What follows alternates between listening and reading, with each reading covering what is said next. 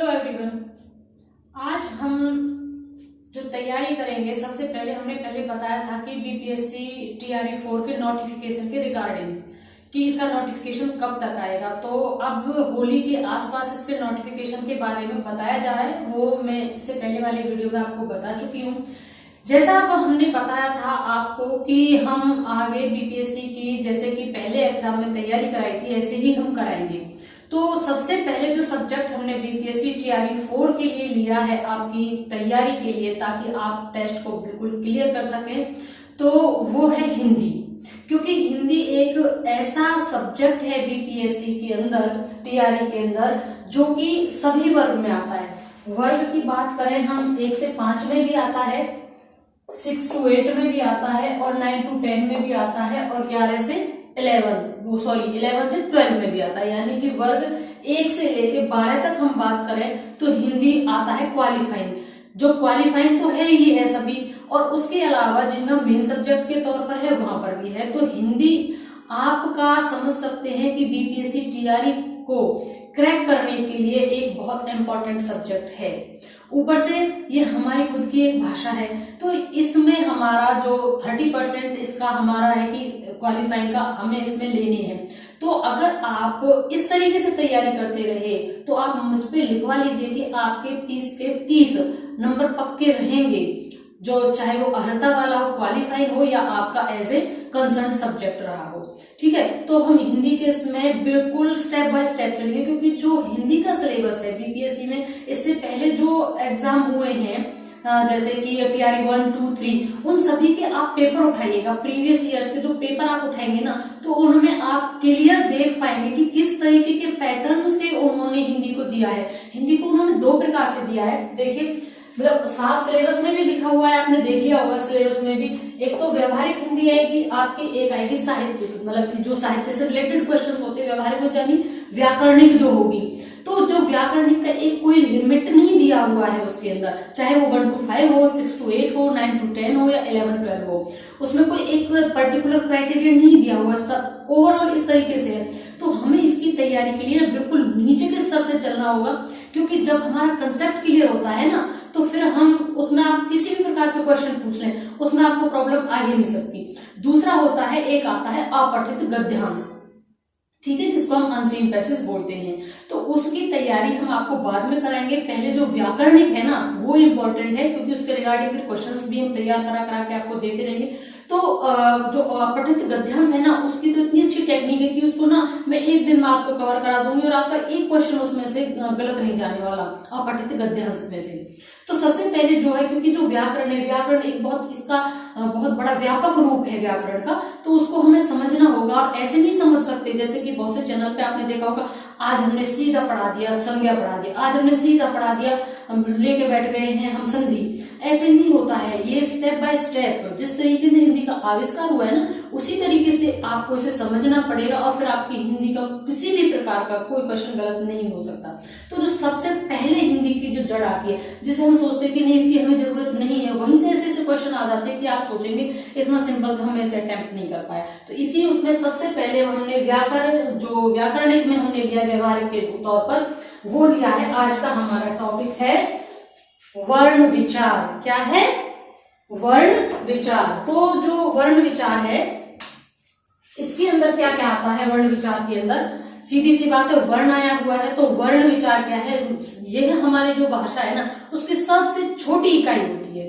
अब वो किस तरीके से बनी है उसको समझते हैं हम बहुत छोटे थे तब से ही पढ़ते आते कि सबसे छोटी इकाई है, लेकिन किस तरीके से है, अब इस इकाई को आप समझिए किस तरीके से सबसे छोटी इकाई है, किस तरीके से ये धीरे धीरे आगे बढ़ते हुए एक अपना व्यापक रूप लेती है। जैसे कि अब हमने वर्ण विचार लिया आज का हमारा टॉपिक, जिसको हम डिवाइड करेंगे 2 भागों में, स्वर और व्यंजन। ठीक है, आप जानते होंगे, आपने स्वर भी पढ़ा होगा, व्यंजन भी पढ़ा होगा। स्टेप बाय स्टेप लेके चलूंगी मैं, एक भी क्लास मिस मत करना, बिल्कुल आपका एक भी नहीं होगा, क्योंकि मैं हिंदी से मैंने ना इतना हिंदी पढ़ी है मैंने, मुझे जरूरत नहीं है बताने की, आप यही देख लेंगे। चलिए ठीक है, देखते हैं आगे स्वर और व्यंजन। तो जो स्वर है आप जानते होंगे, स्वर कितने 11 होते हैं। तो आ से लेके अ तक जितने हैं हमारे, ए आ ई उ ऊ, जो बोलते छोटा ई बड़े, ऐसे नहीं बोलना है, उसको प्रोनाउंस कीजिए आप। तो इस तरीके से करके जो हमारे 11 हैं अ से औ तक 11 हमारे स्वर हैं। अब बात करते हैं व्यंजन। व्यंजन को याद करने का सबसे अच्छा तरीका भी कितने व्यंजन हैं, आप कचट तक बोलिए, कचट तक, यानी क से क ख ग वाली लाइन हो गई, च से च छ ज वाली लाइन हो गई, ट से ट ठ ड ढ वाली लाइन हो गई, और कचट तक प से प फ भ, इस तरीके से हो गया कचट तक। यानी कि हमने शुरू का जो हम व्यंजन वाली वो होती है उसके शुरू के अक्षर लेके उसको कचट तक बना दिया, और अब हम इसका सीक्वेंस भी नहीं भूल सकते कभी भी। और ये होते हैं काउंटिंग में 27।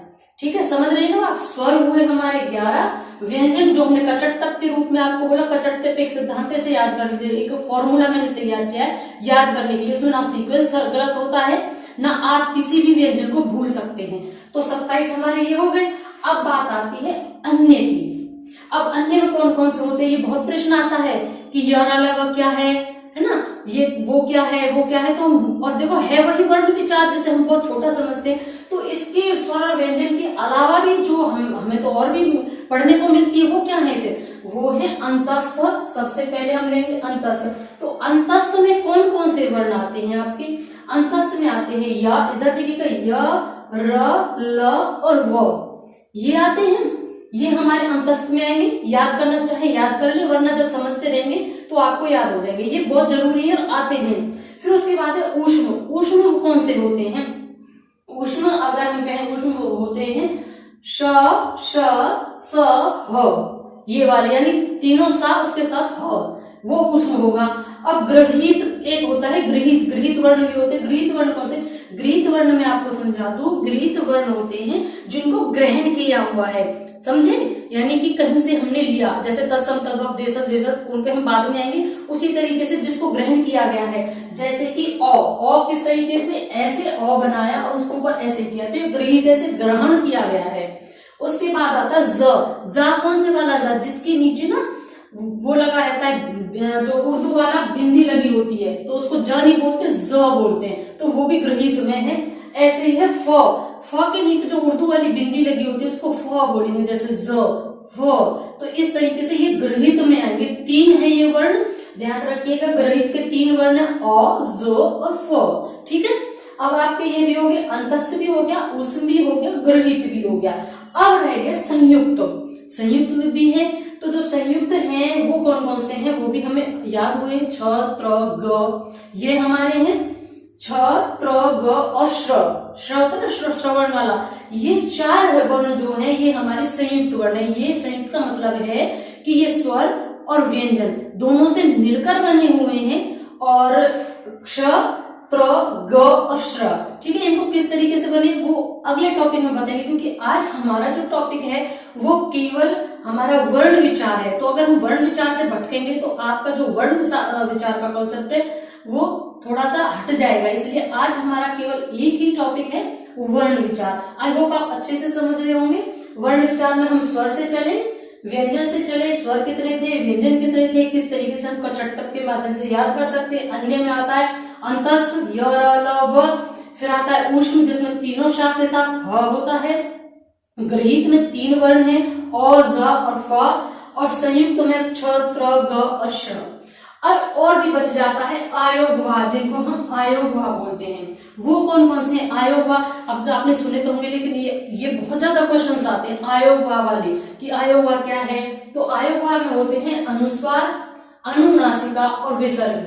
अनुस्वार अनुनासिका का भी ना बहुत व्यापक रूप है, किस तरीके से हम उसे पहचाने, एक दिन अलग इसका हम बनाएंगे। तो फिलहाल अनुस्वार में अंग की बिंदी जो वाला होगा ना वो होगा अनुस्वार। ठीक है, अनुनासिका, अनुनासिका जो कि नाक से आवाज आ रही है जिस पर चंद्र बिंदु लगा होता है वो अनुनासिका होता है, और एक होता है विसर्ग, ये आयोगवा होते हैं। 3 आयोगवा होते हैं हमारे।